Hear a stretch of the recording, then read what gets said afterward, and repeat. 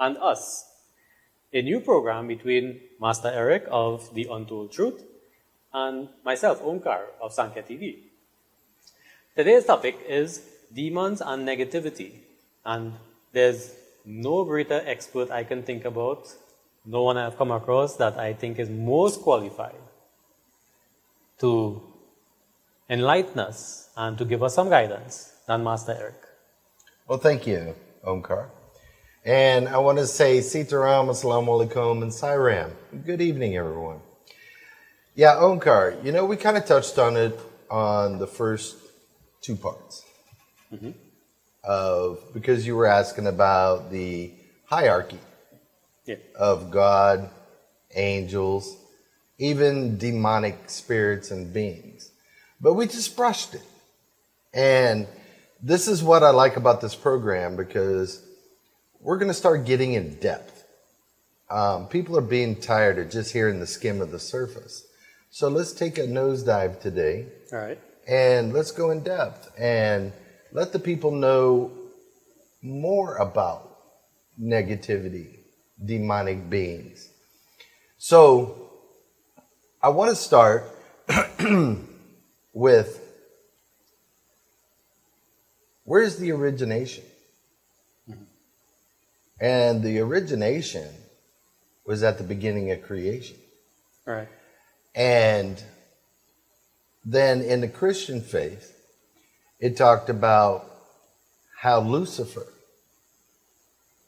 went against God and he challenged God, because Lucifer and the angelic beings was against God for creating humans. And they thought humans were being loved more by God than themselves, even though they were apart. They were very close to God. Then there was a war. And then God expelled 2/3 of the angels. And they were called fallen angels that came to the earth. Now, in all the written scriptures, it depicts that demons just live in the underworld, which is just realms 1, 2, and 3. But also those realms, that's an inaccurate statement, what people say. Because realms 1, 2, and 3 are the hells to where we go and pay for our deeds that we've done throughout this life. All right. So, and then we'll go into that in another program. And I keep saying that. Why? There's so much data. There's so much information we need to get out there. Now, demonic souls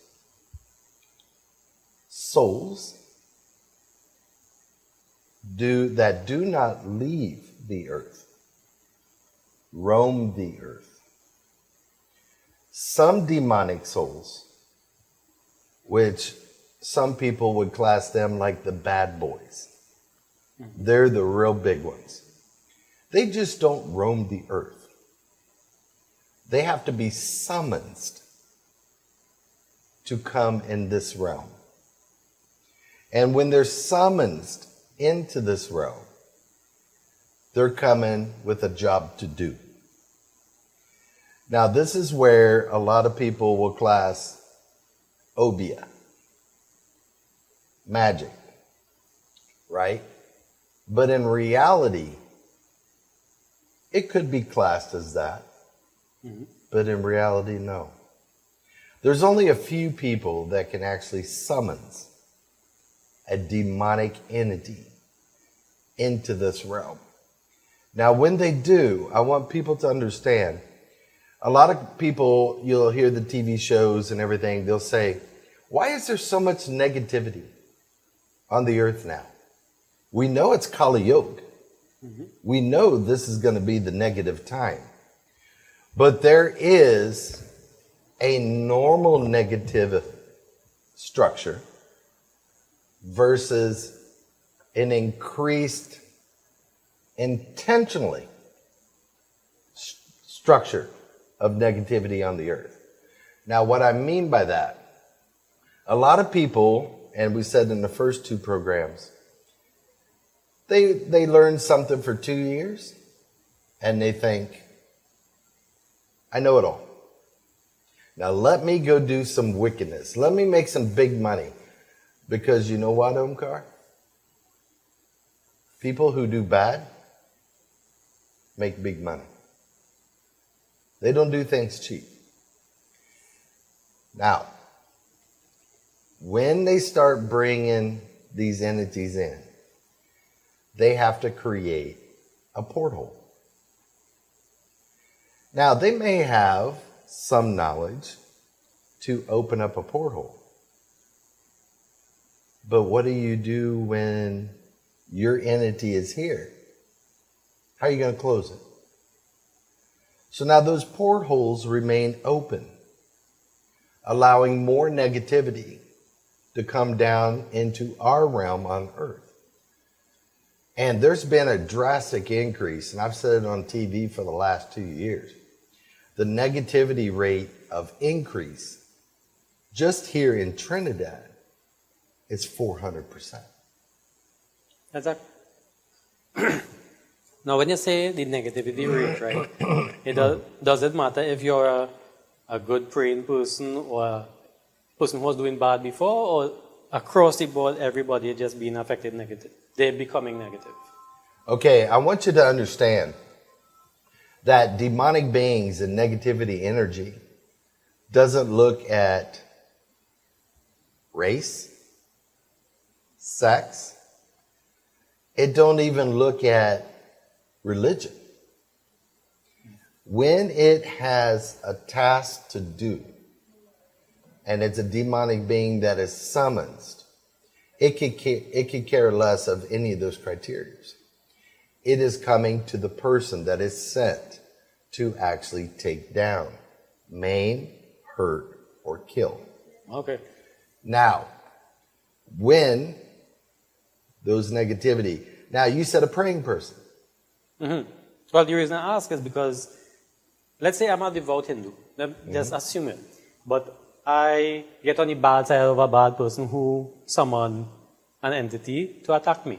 Does the entity arrive at my doorstep and say, oh, no, this person is protected, or is like they have some protection then because they pray? Does that matter? Does that do anything? Or is there something that must be done? Prayer is fantastic. Don't get me wrong. Right. Everybody should pray. But when they pray, are they genuine? I want you to understand, I want to have a program on why sometimes your prayers aren't answered. Yeah.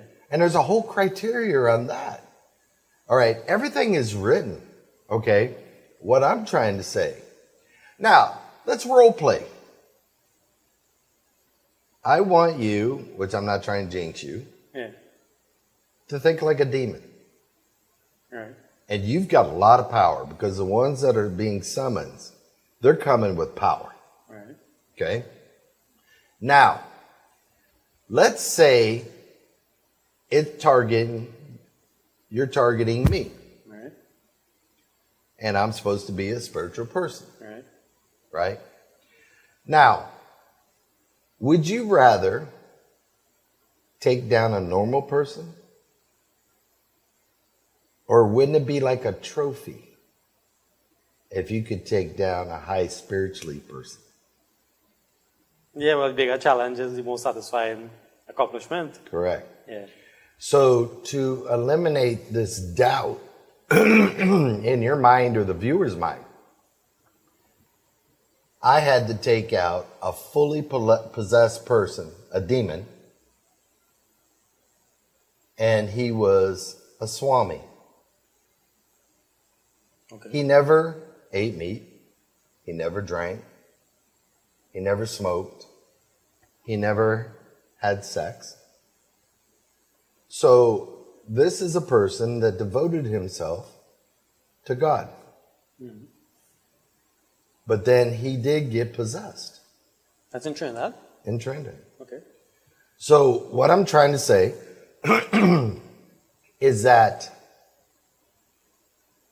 I'm not trying to frighten people, but it's called awareness. Yeah, well, that's the reality, right? Awareness. You have to have the awareness. Don't think that you're untouchable. Now, let me give you an example. A lot of people that's watching tonight, they're thinking, I don't believe in that. That's not, before I go forward. So with the Swami, right, was there anything he could have done differently to prevent or to fortify himself, or was it inevitable that he would be possessed? Okay, there are certain things that a spiritual person should do, Right. and also a regular person to try to protect yourself from negative energy. Yeah. And I want to have a program on that, because that is a lot of criteria. People's going to have to write all this down when we go over it. But the main first defense that you have as an individual is awareness. Mm-hmm. A person, and I know there's lots of you viewers out there right here tonight watching, they can tell when there's a negative around. They feel it. Mm-hmm. All their paws will raise. Okay? So let me give you an example. In the last 2 years, I've had over 800 cases of women being spiritually raped by demonic entity. Okay. Now, they have the first signs that they had when it first started. Mm-hmm. It come in a dream. And then they were having a sexual dream. And then but the difference was when they woke up, they could feel the sensation. Now, a dream, they're thinking you wouldn't have the sensation. And so they dismissed it as an actual dream.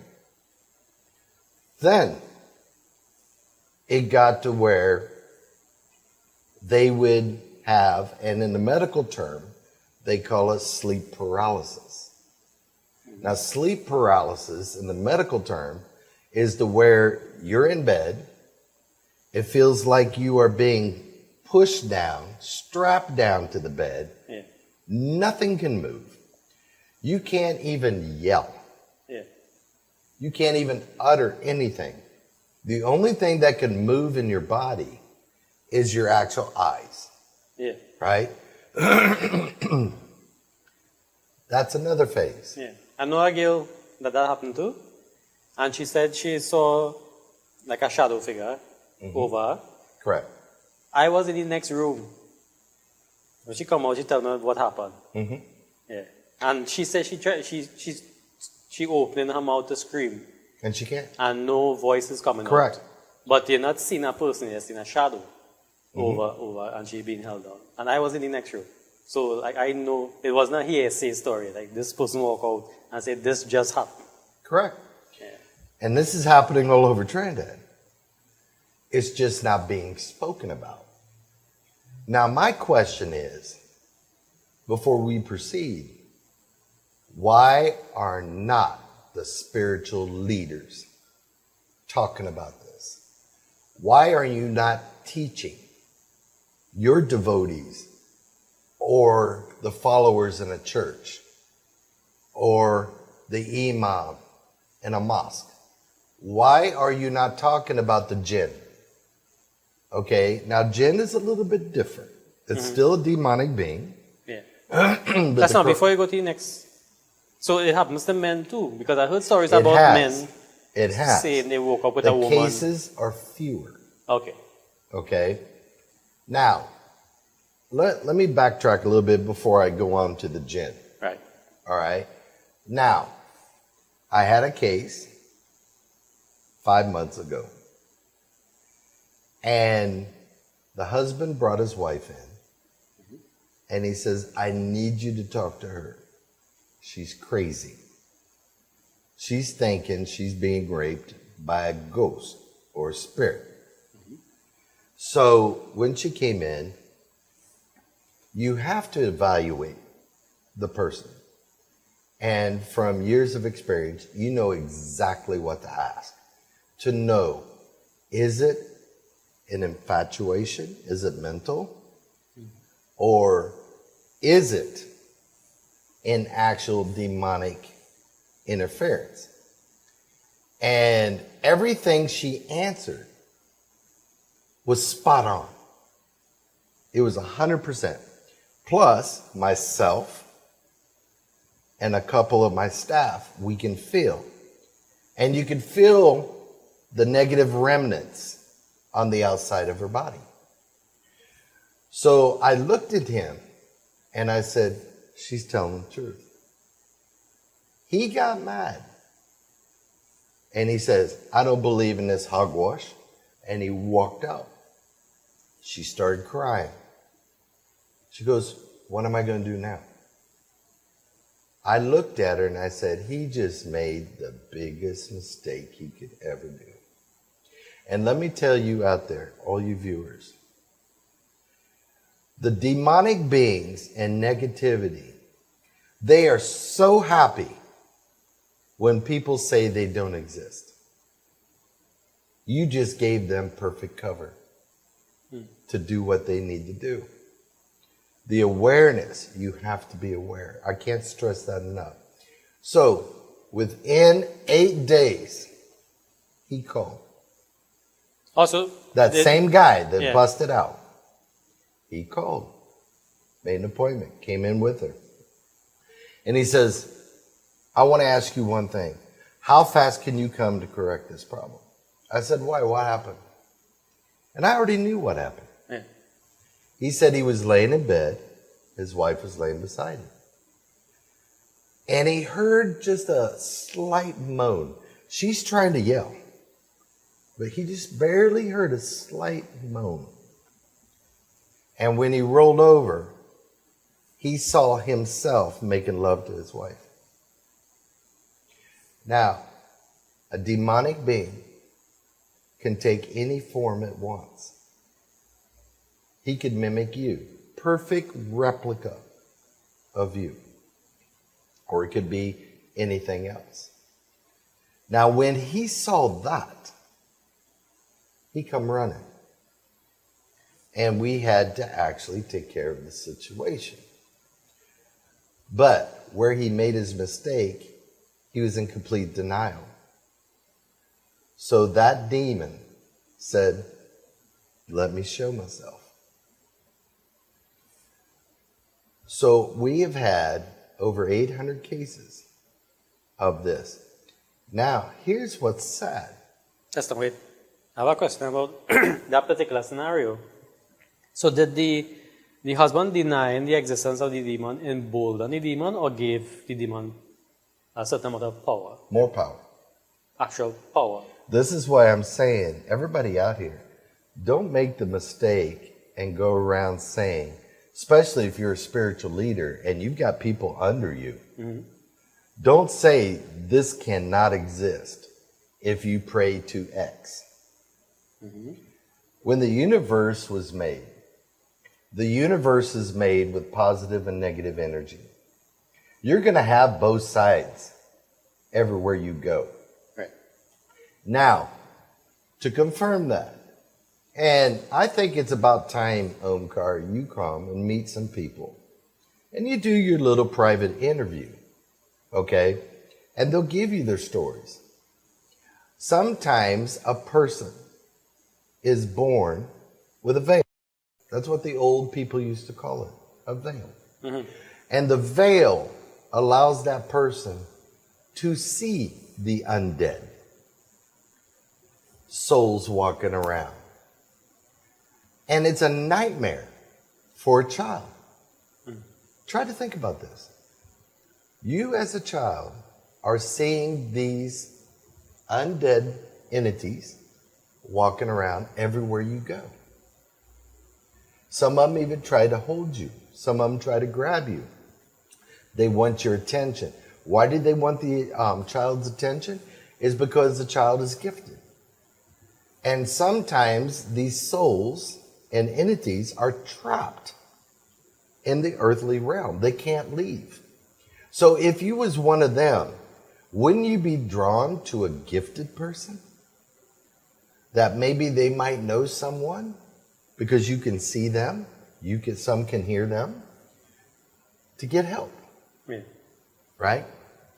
Now, as a child, you tried to approach and tell your parents. Parents isn't taking them on. The parents are thinking that their child has a mental problem. That's not true. Then they understand, those little children, by the time they get up to about 12, 13 years old, I've talked to some, and you know they have more intellect than most spiritual leaders on this island. Mm-hmm. Because they live it. They see it. And they understand that we live in a parallel dimension, side by side. So as they go into the store, the little kid will say, "Mommy, there's a bad man right there." But she can't see it. At home, we've had little children to where, and it's like the movies. We did one case not long ago, and the little child had pictures that he drew with crayon showing the entity. But the parents thought it was an imaginary friend. Yeah. Right? But then they got him caught on video to where he's in the room with the ball. And the entity is telling him, "Play ball with me." Now the entity is under his bed. So I want you to think about it. So on the video, if a child rolls the ball under the bed, it would either hit something under the bed or the wall and bounce back, right? Right. A minute and 30 seconds. Now the ball rolls back to him. Yeah. So you can't see the entity on the video, but you take the time frame to the time when that ball came back. Then you hear the boy say, "You are not my friend." The little child can hear it. It wants to get that friendship established with the child. Once he can get that child to feel comfortable, now the entity can make its move to try to possess the child. And this is when it starts to become dangerous. So I'm not making people paranoid, but I think that parents need to listen to their children. And psychiatrists, I'm not putting them down. If you don't have experience with this, it's hard to assess the situation through psychiatry. Because then you're looking at maybe it's the signs of schizophrenia. Okay, and it's not. Yeah. And this little boy is normal. We had another case not long ago, and the mother went on TV on our other show and explained what she went through. What did her little son go through? The son was 10 years old, weighed approximately 75 pounds. And when they came to us, right away, as soon as this kid came in the office, he's blasting to get out of here. If you have a demonic being, he will not want to come in our area. Right. Okay? So we set the date to take the demon out. Actually, there were 3 that was inside of him, but one big one. Now, when I took the team out, one of my guys... Oh, so you had to go out to do it? Yeah, we do not do the exorcisms in the office. Oh, okay. The reason is, and Omkar, remember we were talking about from experience, you will know what's real and what's not. That was in the first episode. Right. Okay? We're all trained. Now, when you hear that people cast out demons or negativity, and they did it in a church, or they did it wherever, but they're not doing it in the place that the actual people live in, you're spinning top in mud. Okay. It's going to summons another one to come right back. Wherever there's a possession, there's a source within the house. Right. And you have to find that source of what attracted it in the first place. Okay? So we went, we said, okay, let's take it out. We found the source. Now, one of my guys, he's so big, he has to duck to come in the door to come in here. He's huge. He's about 6'5", and he weighs about 265 pounds. Not fat. And you know the other one right here. He's about my size, a little bigger. Yeah. Right? I had 5 guys try to hold down that 10-year-old boy. The first time, when we first started, Yeah. the big man, 6'5", that little boy took him to the ground. He didn't know what hit him. And he said, no way. When we first went, there was another one, 10-year-old boy. By the time we got there, because it was an emergency call, the neighbors called. Yeah. 2 guys my side, the neighbors, are trying to hold him down. He's throwing them across the room like candy. So how can you tell me or anybody else that witnesses this, it don't exist? And the scary part, Omkar, is that we're seeing a 300 to 400% increase in child possession in this world, in the country. Okay, that's not normal. When I started, over the past how many years? Like how long is it? In the past year, 2 years? in the last 2 years, 2 years? it shot up like a rocket. This is not normal. So now we're going out with those 6 guys on the first one I just talked about. Right.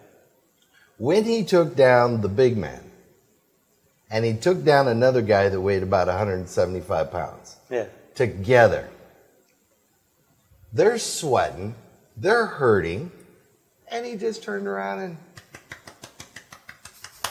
not cracking a sweat.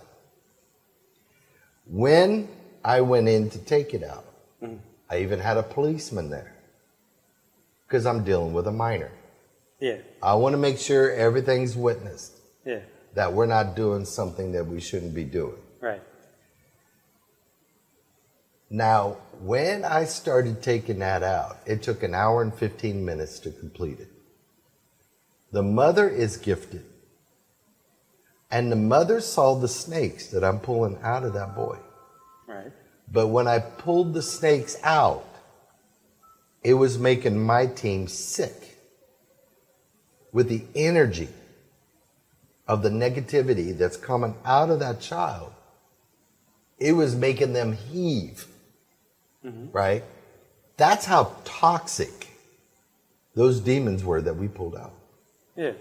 And now that boy is completely normal. Yeah. There was a transition though. When you take demons out of a person, especially if a demon has existed for quite a while inside that body, now the body is used to having it inside. So there's a transition time that after we pull the demon out of the body's looking for it. Your mind is searching for it. Because you've went through this humiliation, this torture for so long. But we get them through that part, and now they're completely normal. Okay, we had one.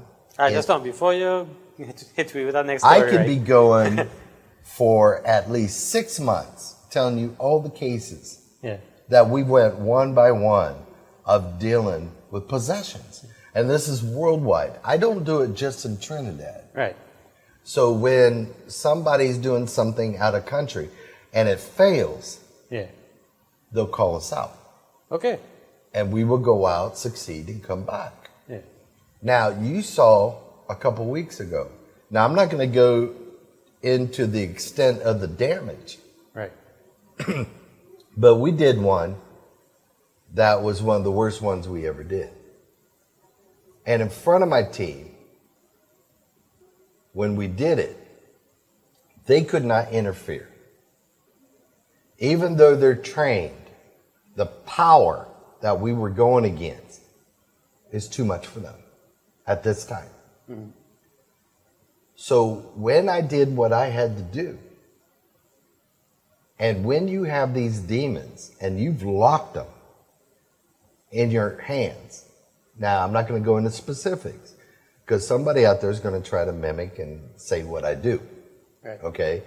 And they won't be able to do it, so I don't want them to try to fool the public. But they saw me at that time get lifted clear up and slammed face first into the concrete. That's where this scar came in. Mm-hmm. Okay? It damaged me. Yeah. But you still can't stop. And we still conquered it. And that's with God's help.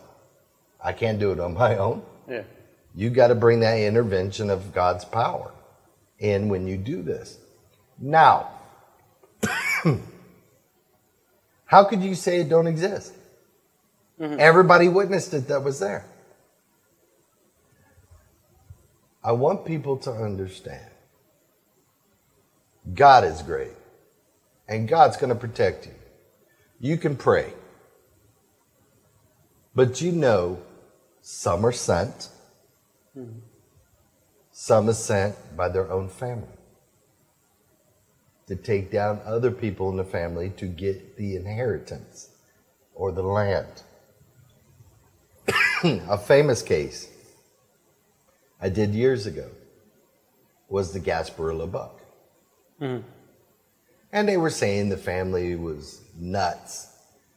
But if they were nuts, why did 70 spiritual people go down and try to take it out? And they couldn't. Mm-hmm. So how could you say it wasn't real? I wasn't even going to go because it turned into a media frenzy. But the news contacted me and asked me to go. When I went to just check, one, as soon as I said Sitaram, my foot touched that ground. I saw it. But then it cloaked itself. When it cloaks itself, you cannot physically see the actual entity. But the first thing I noticed, it wasn't a buck. It was what you call a hybrid spirit. Okay? A hybrid can mimic any form he wants. And he can cloak himself in a second. Right? So bucks can do that? Pardon? Bucks can cloak themselves? No. To a certain extent. Right. But bucks are more physical than spiritual. Okay. Okay? We'll go into that. I have a maybe question in part two. Before I forget. Is a buck a leprechaun? No. All right, cool. You know, everybody has these definitions and these little criterias or what they call folklore tales. Right. Right? But when you go out here and you really start getting the experience, you know, people say, oh, you have a demon. Right. So if anybody comes to your home, everybody, and they say, ooh, you've got 4 demons. Well, first of all, which type? There's hundreds, Omkar. Right. Hundreds of different frequencies, powers, capabilities. And before you even go out there and you try to take something out, shouldn't you know what you're dealing with? Yeah. Because you even have like the Gasparilla is a hybrid demon Correct. you said, right? Now, how we succeeded so fast in that. One, people went in there and they tried to do prayers, they tried to do other rituals. Do you know even some of them tried to give their own blood to actually attract it so they could capture it and make it work for them? This is the stupidness that is going on in this country. Okay? First of all, if you're spiritual and you're walking on the path of God, you're going to get the power you need to do what you need to do. Why are you trapping or trying to pin a negative demon or whatever it is to work for you? That cannot be good. That cannot be for good. That was a personal agenda they were trying to achieve. So, when I heard all of this, right? I heard that before I went. But when you go, you have to go with a clear mind. You don't go with what you hear or what people speculate. You have to go in with all your senses open and try to find it and then deal with it. So when I saw it, it cloaked itself. So now, I had a partner with me. I told him to go on the left side of the house and go up the hill. My wife saw me, I run. I'm running after it. All right. Now, how we found it and how we pinned it. Do you know when you light an incense and you start to walk, what does the incense do? It leaves a trail of smoke. Okay. These leave an energy trail. And as he's going, he's leaving that energy trail. So no matter where he went, we're there. And we pinned him. And then it started to talk. Okay? Now when it talked, it was telling us things. So now I had to go down before we killed it and get the truth of what's going on. And there was nothing the family was doing wrong. The family wasn't doing wrong. It was other individuals doing stuff to that family. Okay. Right? But we stopped it. Yeah. With God's help. So it speaks what language? Huh? The demon speaks like the language. The demon can speak any language it wants. Okay. All right. If you want Spanish, it can talk Spanish. It Yeah. can talk any language. Now, I'm going to give you a real good one. All right. And this happened 12 years ago, before I met my lovely wife. Right. And I got a call from a pundit. And he said, Master, I need your help. I said, okay. What's going on? So he called me and he said, I need your help. I said, what are we dealing with? He said, well, there's a family and the wife is possessed. Now the wife is Hindu and the husband is Catholic. I said, okay, so what's the problem? And he said, well, he went to assess it. And he said he didn't feel right. Now remember, a lot of spiritual leaders cannot feel and identify negativity. You could feel like something's not right, but they can't zero in. So he was smart. He stayed backwards. Mm-hmm. A priest went in, got seriously hurt. That's when he called. And he said, we need you to come in and give us a hand. So when I went, I felt it from the road when I pulled in. Okay. Now I have a policy. If there's a negativity on the property, I will not park in the driveway. I park outside. Right? Mm-hmm. Unless I know exactly what I'm dealing with. And so from the entrance, I felt it. But I saw another priest come. First one's still in the hospital. And when I went, we introduced ourselves and everything. And then I said, what you going to do? He says, I'm going to exorcise it. I'm going to get it out. I said, are you sure? You know what you're dealing with in there? He know who you were? Yeah, he knew of me. Right. But we never met before. Okay. Right? So we go in, and I watched him prepare himself and everything. Mm-hmm. We haven't been in the room yet where this woman was. They had it padlocked, and the door was actually chained. Now that tells you something. Yeah. Right? And he got everything ready. And when they opened the door, and he walked in, Omkar was just like the movies. Now, I've seen this before, so it didn't really bother me. Right. You do not look at what Hindus call the Maya. You don't fall for the illusion, what's going on. You look through it, right? When he went in, she started to growl. Omkar, the walls of that room started to move. Now, some people would call that demonic trickery to get you off your feet. But the priest was a little stunned, but he kept his ground. And when he got to the part to where he said, I'm casting you out in the name of Jesus Christ, our Lord and Savior, I'll condemn you to hell. And he took the holy water and threw on it. I'm standing in the doorway, Omkar, and I said, here it comes. Because the type of being that was inside she, that won't faze her. Right. All he did was aggravate it. That thing snatched that bottle of holy water out of his hand, drank it, and spit it back in his face. He comes stumbling back. Right. I said, are you done?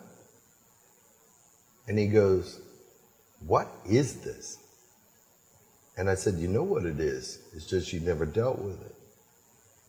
And he goes, what are you going to do? And I said, I'm going to go in and lay out the rules.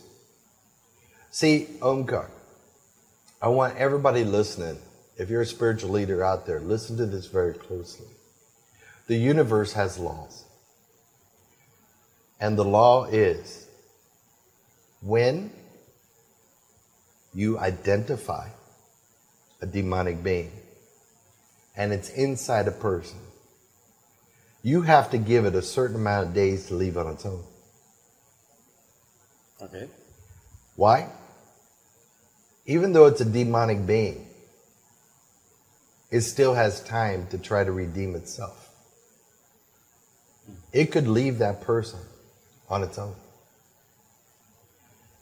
But 99% chance they can't. But you still have to give them that time frame. And if you don't, and you try to kill it, and you do kill it, it's the same as killing a human. You have to give that time frame. What do you mean by that? A demon has a soul. Right.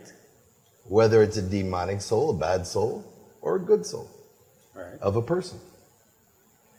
And if you go in and you try to take that demon out and break that rule, there's a penalty on you. Oh, it's a sin. It comes like It's a a sin. sin. Okay.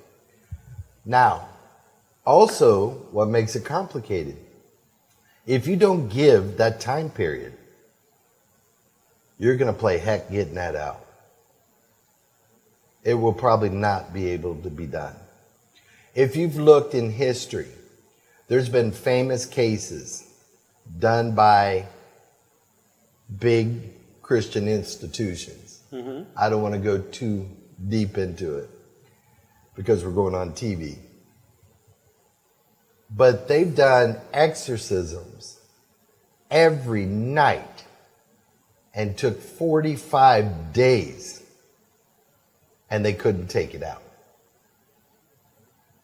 So what I mean by that the reason was they were not trained in the spiritual law. If they would have waited successfully after identifying it and talking with it and gave them that time period, it could have been done in the same night. Yeah. If you waited that time period. So, let me just interject. I mean, I could talk for days. So, like when you break that spiritual law, let's say you murder a demon, right? Basically. Do other demons come for you as humans would go after a murderer? Would demons retaliate against somebody who murdered a demon? I have not seen that. Okay. This is where God intervenes. Right.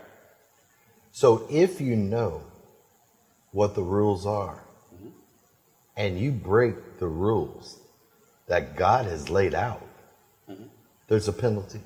Okay. You have to pay your debt. Okay? So this is what I was saying in the first program. Why are we not seeking and learning about the unordinary things? Why are we not learning it to help benefit our own people that's under us? Omkar, think about it. For the last 7 years, on the radio, TV, I've been asking spiritual leaders of all faiths, if you do not know about this, come. We'll help teach you so you can identify, you can learn, you can actually probably even take them out to help your own people that's within your spiritual institution. Yeah. How many thinks come? 0. Their ego is too big. It's so big they can't even come in this door. Okay? So their people are suffering. And where does their own people end up? Right here. It shouldn't be that way. They should be able to get their help within their own place. Okay, religion has nothing to do with this. Do you think a demon is a Christian? Do you think a demon is a Hindu? It has no affiliation. They pray to God direct. Now, each religion says that demons pray to God just like us. But they're portraying that they're praying to God in that religion that you're reading. You have something I'm thinking. Well, we have a few minutes, so I want to kind We of might have to go part 2 on this one. part 2, 3, 4. We have, Because this is a serious topic. what I want to find out is that you think God created demons to do what they do to people, or is it that they went sideways, like because they detest people? Remember, you said like, okay, God created The fallen angels Yeah. detested humans. So they do it just because they don't like us. Because it looked like God loved humans more than them. Yeah. They became jealous. And they wanted to wipe out the human race. Okay. Okay? But then, in the Christian faith, right, talks about the fallen angels. Yeah. You know, that fell from So what heaven. about when they fell to it and they started to mate with the human woman and all? Right. But that's the unspoken. Right. It's like taboo. Why is it taboo? It happened. So shouldn't the people be taught the truth? Don't hide the truth from people. That's why I'm doing this joint venture on this program with you. We're going to be talking about things that the normal people won't talk about. Why?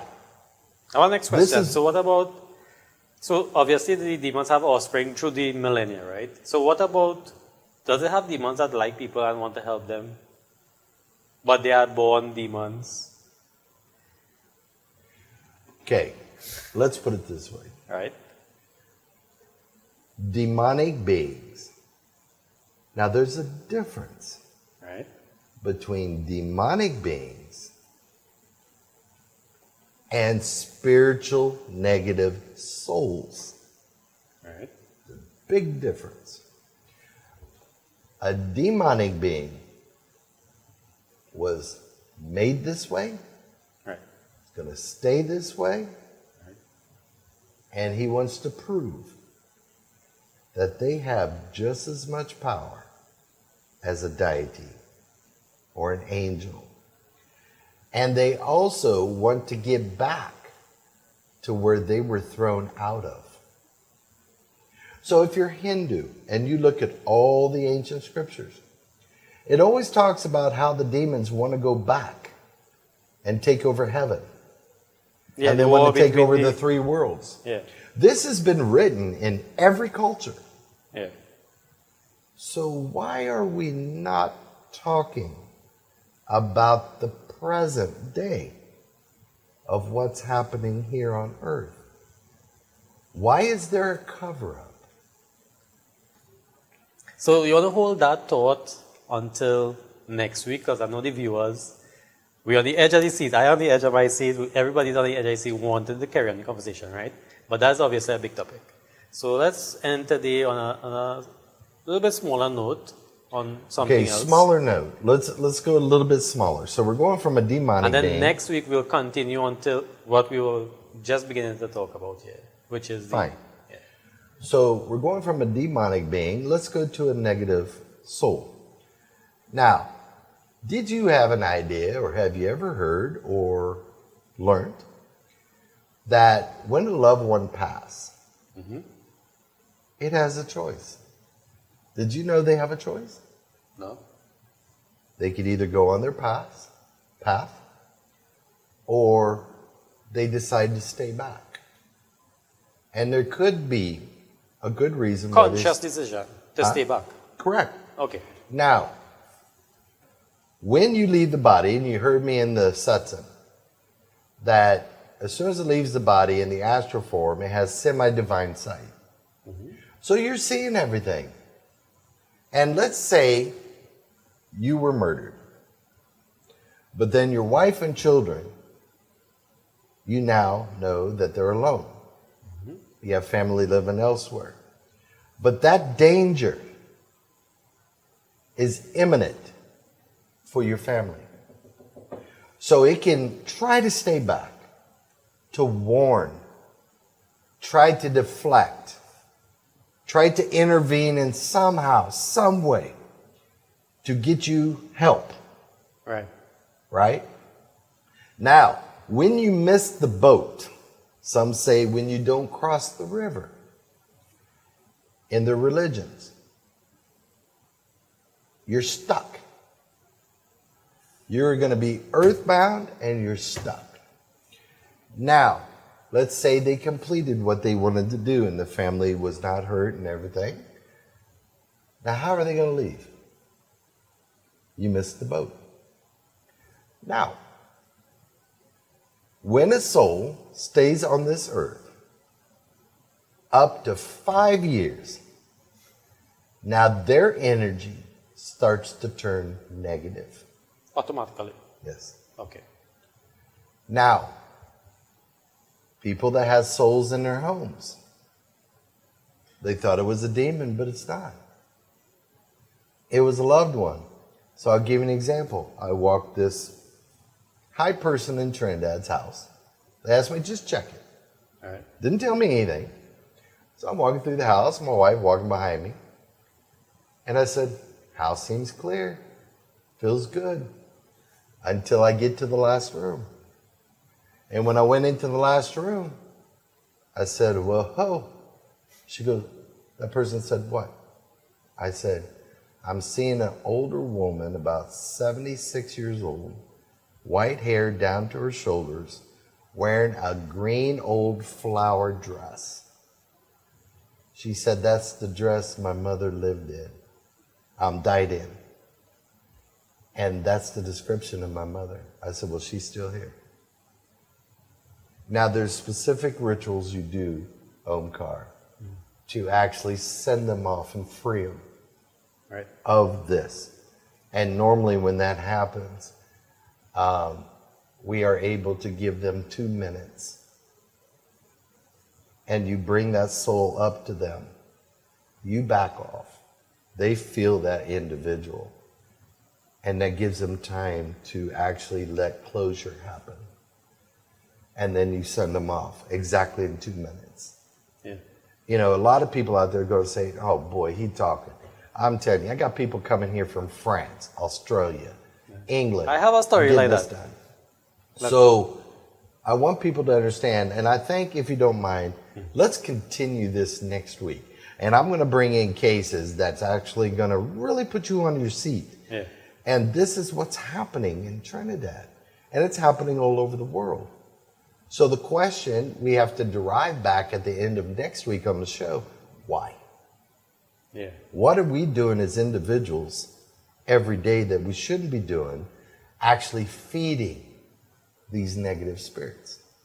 Yeah. I want to go over that. So But I think we're almost out of time. But Omkar, you know, I'm really glad that we're doing this program together. Because why? There's so much that's being kept from the public. And then wait till we start going over the 27 missing books in the Holy Bible. Yeah. I have them. And we're going to go over what they didn't want you to know. And we'll find out why 2,000 plus years ago, why Constantine and the Council of Nicaea ordered them out of the book. Then we're going to go into another religion and find out why this was kept. And why was this kept away? If you have knowledge, Omkar, knowledge is going to set you free. It's going to set you to where you would look at life differently. That we wouldn't live in the rut of life, of normal life. And people will become more balanced. But the question is, why don't they want you balanced? The question and the answer is, you wouldn't need them anymore. If you had the knowledge and you had the connection to God direct. So this is what I want to focus on next week. More cases, more truths, more references, and we may even get into the scriptures a little bit next week. Next week, for sure. Okay? But it's been a pleasure being with you here tonight. Thank you, everybody, for watching. And I hope this is kind of gave you a little of awareness of what might be transpiring even in our own beautiful country of Trinidad and Tobago.